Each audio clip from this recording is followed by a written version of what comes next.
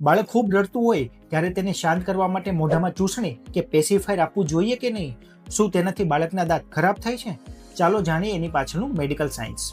પેસિફાયર એ non nutritive sucking છે. એનો મતલબ કે પોષણ વગરની ચૂસવાની પ્રક્રિયા. નવજાત બાળકને સતત કંઈ ને કંઈ ચૂસવાની તીવ્ર ઈચ્છા હોય છે જે તેમને શાંત પાડે છે.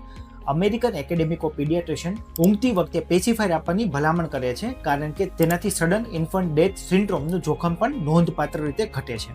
પરંતુ જો તેમને જન્મતાની સાથે જ બાળકને પેસિફાયર આપી દેશો તો બાળકને નિપલ કન્ફ્યુઝન થઈ શકે છે અને તે માતાનું દૂધ પીવામાં આળસ કરે છે. અને જો લાંબા સમય સુધી એટલે કે 2 વર્ષ પછી પણ જો આદત શરૂ રહે તો બાળકના દાંતનો આકાર પણ વાંકો ચૂકો થઈ શકે. તો સાચો સમય કયો છે? જો બાળકની ઉંમર 1 મહિનો થઈ જાય છે અને તેનું સ્તનપાન બરાબર શીખી જાય ત્યારબાદ તેને પેસિફાયર આપી શકાય. પેસિફાયર હંમેશા ઓર્થોડોન્ટિક ડિઝાઇન વાળું જ હોવું જોઈએ, બીપીએફ ફ્રી હોવું જોઈએ. જો રાત્રે ઊંઘમાં બાળક પેસિફાયર કાઢી નાખે તો તરત પાછું મોઢામાં નાખવાની જરૂર નથી. સૌથી અગત્યનું, પેસિફાયરને રોજ ગરમ પાણીમાં ઉકાળીને સાફ કરવું ફરજિયાત છે.